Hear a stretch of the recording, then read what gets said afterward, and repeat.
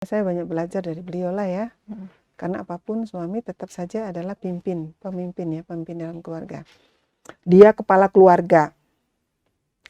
Ya, kita manage bareng ya. Mang Odet pengen begini. Nanti saya menguraikan. Saya membuat target, saya ngatur gitu ya. Dan itu dikasih keleluasan oleh Mang Odet. Maka saya masih teringat tuh waktu dulu ketika Kang Emil datang ke rumah, pertama kali pakai sepeda Kang Emil tuh. Dia tuh heran, masa ketua partai rumahnya di gang, kata dia. Dan kita ditemuinya oleh Mang Odetnya pakai singlet, pakai sarung. Bapak-bapak gang ya. Berbahagialah orang Bandung. Saat COVID kemarin, setiap malam Mang Odet itu begini sambil menitikkan air mata. Makanya alhamdulillah Allah Subhanahu wa Ta'ala memberikan kemudahan kepada Kota Bandung untuk melewati COVID-19, punya BSL sendiri untuk swab ya. Terus kemudian punya 1000 lubang untuk yang wafat di Cikadut, diatur sedemikian rupa. Misalnya ada anak-anak muda nih mau demo nih, ceritanya nih, mau demo jam 1, diundangnya jam subuh berjamaah. Sok kapan dopo gitu ya, sholat berjamaah lah. Setelah itu dijamu sarapan pagi, tuh jadi dah demonya. Saya dimarahin sama Mang Odet tuh. Hah, Umi mah, gubernur juga belum ngasih arahan. Lama nunggu gubernur, saya bilang gitu. Mungkin kita bahas nih sedikit aja soal anak-anak Umi. Apakah ada yang mulai ingin mengikuti ayah ibunya terjun ke dunia politik, Umi? Iya.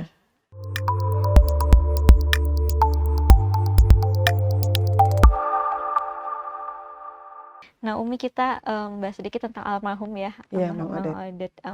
Sedikit banyaknya seperti apa sih pengaruh almarhum di kehidupan Umi ini, tentunya sebagai seorang istri, seorang ibu, Iya. terus seorang politikus juga, yang juga tidak hanya bekerja di ranah domestik, tapi juga bekerja untuk rakyat. Itu seperti apa sih, Umi? Ya, saya banyak belajar dari beliau lah ya. Karena apapun suami tetap saja adalah pemimpin dalam keluarga. Dia kepala keluarga. Ya, kita manage bareng ya. Mang Odet pengen begini. Nanti saya menguraikan. Saya membuat target, saya ngatur gitu ya. Dan itu dikasih keleluasan oleh Mang Odet. Mang Odet itu penyayang ya. Dia nggak pernah marah. Dia selalu membimbing dan selalu perhatian dan selalu memuji. Mang Odet itu. Yang paling saya rasa itu adalah memuji. Dan memuji itu senang banget ya, jarang ya. Ya, kita Iya, kan biasanya laki-laki itu kan cicingnya gengsi susah ya, untuk Umi ya. gengsi. Ih, kamu cantik gitu. Dan mengucapkan terima kasih dan minta maaf. Itu Mang Odet deh gitu. Kalau dari sisi sifat ya, dari sisi agama pasti Mang Odet tuh pengen kita semua ya taat kepada Allah dan dekat dengan Quran. Dan memiliki sifat-sifat yang mulia. Itu. Apalagi anaknya perempuan semua. Memang itu Mang Odet. Kemudian bab mengatur waktu, Mang Odet itu orang yang sangat gigih. Kalau dia belum sampai kepada yang diinginkan, dikejar. Mang Odet itu. Dikejar. Nah, saya belajar itu kegigihan beliau. Selanjutnya adalah Mang Odet itu warm. Hangat. Jadi siapapun tuh ya somea gitu. Nggak ada sekat gitu ya. Jadi orang tuh nggak jaim. Dan Mang Odet juga nggak jaim. Maka saya masih teringat tuh waktu dulu ketika Kang Emil datang ke rumah, pertama kali pakai sepeda Kang Emil tuh. Dia tuh heran, masa ketua partai rumahnya di gang, kata dia. Dan kita ditemuinya oleh Mang Odetnya pakai singlet, pakai sarung. Bapak-bapak gang ya. Bapak sampai kaget Kang Emil tuh, iya bener ketua partai gitu. Itu ya. Itu kesan Kang Emil, terus kesan Mang Odet juga gitu ya, ngelihat anak muda gitu. Dan Mang Odet itu apa adanya, nggak pernah nutup-nutupin. Jadi kalau saya masih agak sedikit jaim ya gitu ya, jaim tetap harus rapi. Mang Odet mah apa adanya. Nggak bisa saya mah kalau ya harus rapi, harus masih gitu. Ya saya pikir selama kita bisa menampilkan yang baik. Kalau Mang Odet itu apa adanya, pembalatak. Bapak-bapak sekali. Ya, ya Allah, Abi kan malu, Abi. Beda urusannya bukan mau melihat rumah kita aja. Ya Allah si Abi gitu. Itu ya, saya belajar banyak dengan beliau dan cara mencintai rakyat itu luar biasa ya. sampai tengah malam menitikan air mata misalnya. Berbahagialah orang Bandung. Saat COVID kemarin, setiap malam Mang Ode itu begini sambil menitikan air mata. Makanya alhamdulillah Allah Subhanahu wa taala memberikan kemudahan kepada Kota Bandung untuk melewati COVID-19, punya BSL sendiri untuk swab ya. Terus kemudian punya 1000 lubang untuk yang wafat di Cikadut, diatur sedemikian rupa.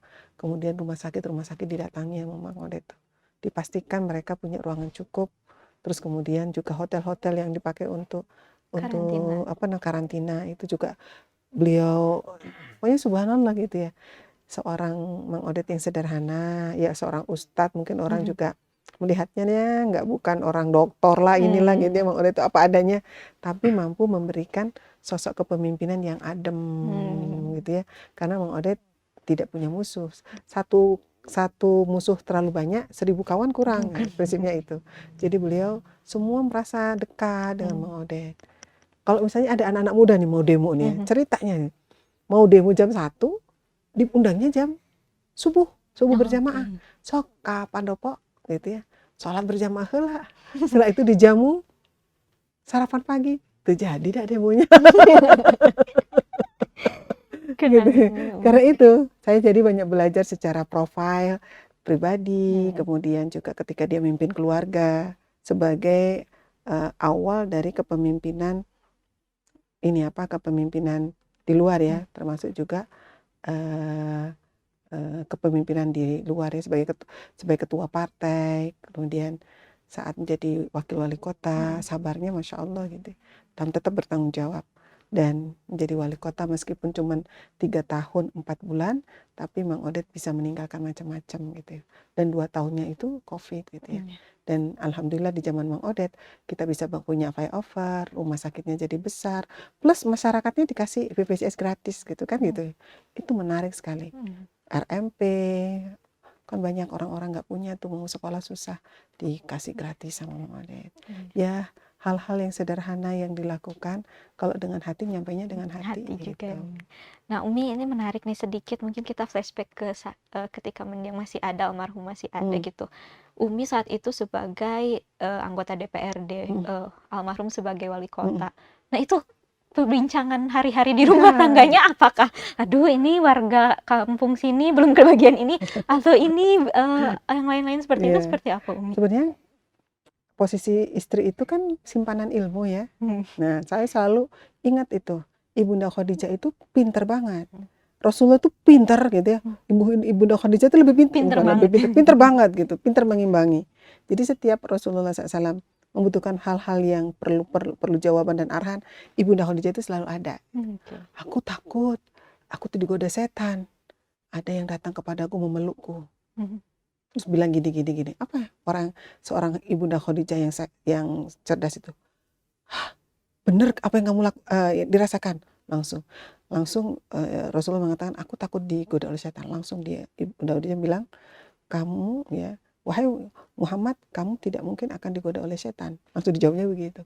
Karena kamu adalah orang yang mau bersilaturahim dan menyantuni anak yatim. Apa yang kamu risaukan? Ayo datang ke sepupuku Warokoh. Kan tinggal 4 pendeta yang lurus ya. Salah satunya adalah sepupunya Ibunda Khadijah. Kan dia punya jawaban tuh, dibawa ke situ langsung. Kemudian Warokoh mengatakan, sesungguhnya apa yang kamu temui itu adalah yang pernah datang ke Musa, gitu. Ke Ibrahim. Nanti kalau kaum mau mengusirmu, gitu ya. Semoga kalau aku masih ada, aku akan ikut. Gitu. Oh nanti akan terusir. Nah ini kan ilmu ya. Nah saya pikir saya dengan Mang Ode itu ingin memposisikan kayak gitu. Bi, kan ada COVID tuh ya.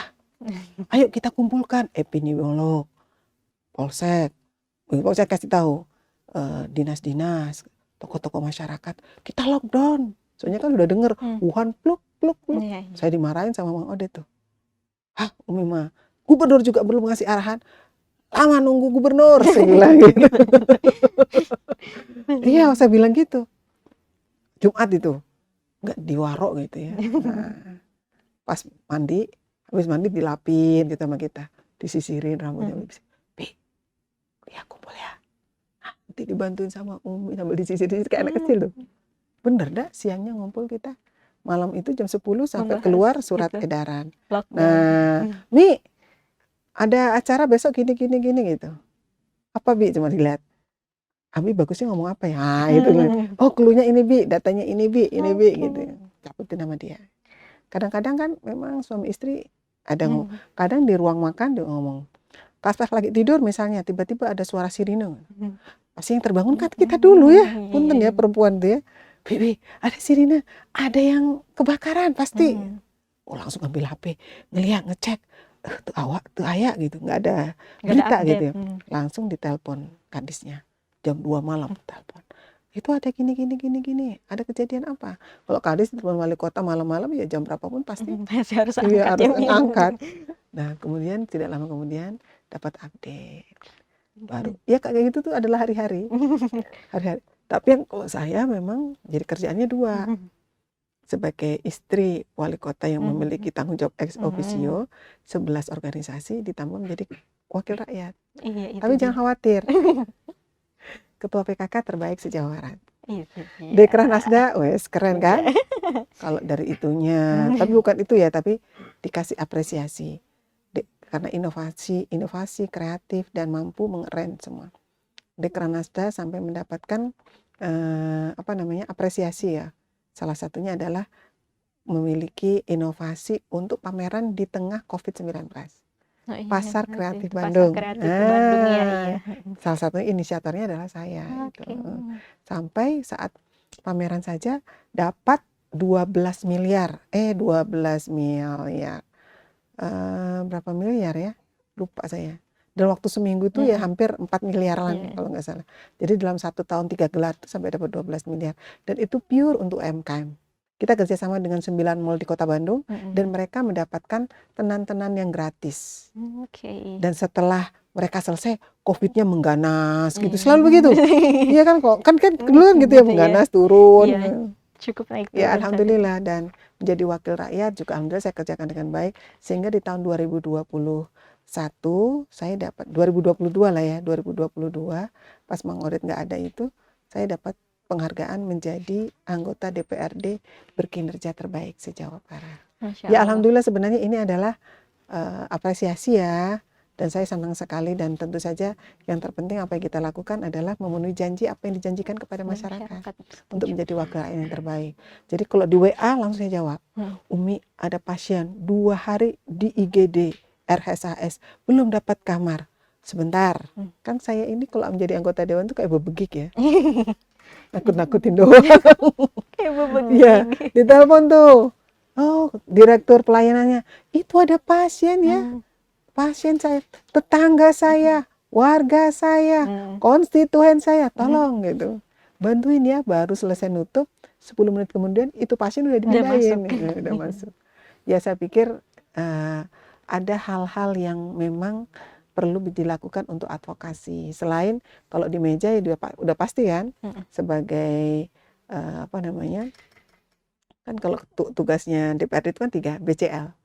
Banggar, ya Badan Anggaran, C-nya controlling, L-nya legislasi.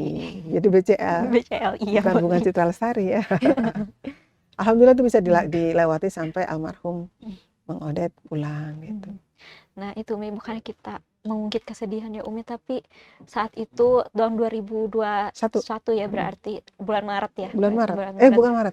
Bulan Desember. Oh ya Desember. Desember tanggal 10. Oh iya, Desember tanggal 10. Desember. Oh iya benar. Saat itu Umi juga terlihat tegar sebenarnya ketika dijumpai wartawan apa segala macam. Beberapa saat kemudian sudah mulai bekerja lagi. Nah, apa sebenarnya sumber kekuatan Umi saat itu? Bagaimana Umi move on melewati itu semua? Iya, Pak. Saya pikir ada masa-masa kita nggak nyaman ya. Tapi yang nyamannya ada, nggak nyaman banyak. Yang mana? Yang nyaman ya. Ya, dan nyaman itu membuat kita nyaman. Makanya saya pindah dari tidak nyaman menjadi nyaman tuh. Yang tidak nyaman tuh nggak boleh lama-lama gitu. Gimana caranya? Ya cari jalannya. Jalannya satu, menerima. Jadi kitanya sendiri langsung menerima gitu. Nggak berandai-andai. Saya masih cinta. itu mah pasti ya. Saya pengen dia masih ada dan sebagainya. Jadi yang membuat tidak nyaman itu apa? Karena nggak ikhlas. Jadi kita ikhlas. Karena nggak sabar, jadi harus sabar. Karena nggak nggak mau berpindah gitu. Jadi saya mau pindah. Saya sudah minta sama Allah, ya Allah, pindahkan aku lebih cepat lagi untuk kembali lagi. Dan saya sudah mengikhlaskan dia pergi. Kan nggak mungkin kita mau tantrum juga nggak akan kembali kan. Jadi saya itu doanya kepada Allah. Siang malam pakai nangis segala itu. Ya minta Pak, nggak mungkin tidak gitu sambil nangis tuh. Ambil rasa ini ya Allah gitu. Rasa sakit ini ganti ya Allah gitu. Saya minta begitu terus. Sampai pernah kan waktu itu ketika saya udah keluar dari pendopo, saya bilang gini ke anak saya, Neng, ayo ta, kita mah bahagia gitu. Apa yang membuat bahagia hari ini? Coba ceritakan. Mau kan ngasih tahu tuh, gini Umi mau pulang.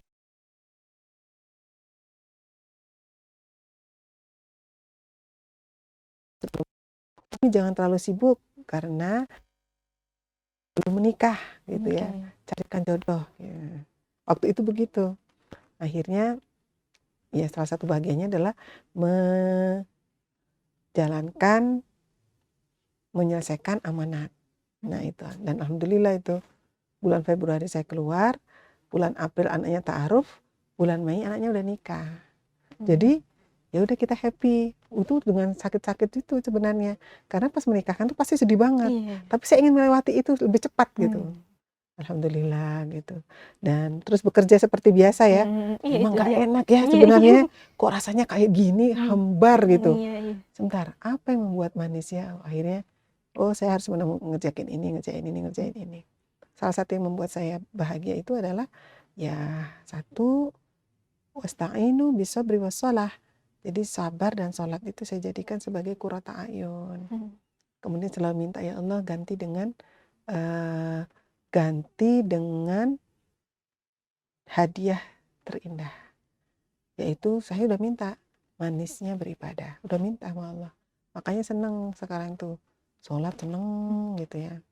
Terus kemudian baca Quran seneng, gitu. Bersedekah seneng, ketemu orang seneng gitu. Itu yang membuat saya bahagia. Jadi ya udah ini pengganti perhatian-perhatian selama ini kepada Mang Odet. Oke, Masya Allah. Nah, mungkin kita bahas nih sedikit aja soal anak-anak Umi. Apakah ada yang mulai ingin mengikuti ayah ibunya terjun ke dunia politik, Umi? Iya. Anak saya 7, perempuan semua. Jadi namanya 2 perempuan ya. Sudah ikut suami-suaminya, jadi mengikuti kan kalau menikah itu kan hubungannya sejiwa kan, bukan pertemanan, bukan persahabatan lagi, tapi satu jiwa ya. Jadi saya melihat anak-anak itu menyesuaikan dengan suami-suaminya masing-masing. Kalau yang pertama dia pebisnis beras, anak saya sebagai penjual mangga. Kan dia tinggal di Indramayu.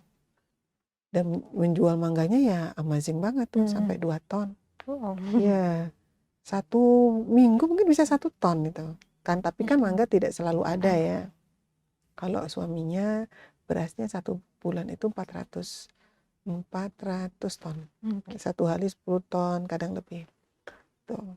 Kalau yang kedua, karena dia suaminya itu punya pesantren, dia berkhidmat di pesantren itu. Ngajar bahasa Korea, ngajar bahasa Inggris, iya. Dan karena dia senang makan juga, dia memanage dapur pesantren. Ada 600 anak. Kemudian yang ketiga, suaminya punya pesantren. Ya udah berkhidmat di situ. Yang ketiga saya ini ngajar tahfiz Quran karena dia hafiz ya. Ngajar tahfiz Quran sama suaminya, dan alhamdulillah anak-anaknya itu udah, yang keempat ikut suaminya tinggal di sini ya. Yang kelima ikut suaminya di Tangerang ekonomi kreatif. Yaitu ekonomi kreatif ini nih fashion. Gitu ya, senang. Jadi mereka sudah ketemu dengan fashionnya masing-masing, dan nggak ada yang di politik, emang nggak ada. Nggak pernah dibisikin sama Umi kan, nggak ada nih yang mau ini. Ada sih sebenarnya, menantu saya yang pertama kemarin jadi caleg DPR RI, tapi nggak masuk. Kata dia, cuman katanya saya mah nggak mau katanya gitu, tapi karena disuruh katanya. Mungkin harus lebih banyak belajar sama Iya, Umi itu belajar. teh. Saya bilang ke dia, Mas Wi kan, panggilnya Mas Wi loh, anaknya tokoh, punya langganan beras, iya kan, punya tambak juga, pasti kan relasi, manfaatkan katanya. Gimana itu caranya komunikasi? Kasih tahu Umi. Padahal dia tuh ya, anak buah banyak, iya kan? Anak buah banyak, relasi banyak. Gak enak disuruh milih. Wih, itu kan rumahnya kan depan ini ya, depan jalan besar. Pasang kayak baliho besar di rumah. Malu ya. Emang jiwanya belum mungkin Umi. Kalau Sebagai udah malu politisi. gimana? Itu pantas enggak? Sampai ibunya tuh bilang, itu si Dwi tuh disuruh jadi caleg tuh. Katanya gitu. Masa sama saya sudah saya suruh-suruh, cepat buat kalender sana. Belum mungkin Iya, Umi ya harus lebih namanya juga banyak ya belajar sama Umi. nggak mudah lah ya. Iya. Umi pun melewati proses yang panjang itu Iya. tadi ya. Ketika kemarin kan jadi calon wali kota, saya nggak berani ngeliat itu. Nah itu nih ngomong-ngomong soal itu, foto Umi udah ada nih di beberapa sudut kota Bandung. Iya, namanya juga ditugasin ya. Seperti apa nih Umi sejauh ini persiapan Umi ya tentunya Kalau setelah mendapat mandat. kalau persiapan pasti akan dilakukan setiap tugas itu. Tapi kembali lagi bahwa karena saya kader partai, kalau disuruh maju gitu ya, kalau disuruh berhenti berhenti gitu. Jadi kita menunggu keputusan akhir dari DPP dalam hal ini. Ya insya Allah gitu ya, Kota Bandung akan bertemu dengan wali kota terbaiknya. Kalau kemarin saya disuruh sosialisasi, ya saya sudah sosialisasi. Manggil masyarakat, menemui masyarakat, kemudian masang baliho di ruang, terus kemudian di online juga gitu ya. Ya saya pikir perjalanan itu ya kayak roller coaster, asik lah gitu ya. Umi banget gitu ya, suka tantangan. Jadi semakin banyak tantangan itu semakin hidup gitu. Aduh, jadi nggak ngantuk gitu. Butuh ya Umi. Kira-kira kalau roller coaster ngantuk gimana gini? Bisa nggak kira-kira? Jadi harus cengar. Wah, turun gitu kan, perasaannya harus siapin turun, naik, kebalik gitu kan gitu. Dan itu semua buat kita happy gitu ya. Kalau buat saya mah happy banget deh. Supaya kita ngerasain pahit, manis. Oh ini asam, oh ini asin gitu ya. Oh ini tawar gitu kan gitu. Jadi semua diicipin gitu, diicipin dan disyukurin. Dan setiap nikmat itu pasti ada hisapnya. Kalau dikasih manis, kira-kira syukurnya harus gimana? Kalau dikasih agak asam-asam, gimana? Kayak gitu.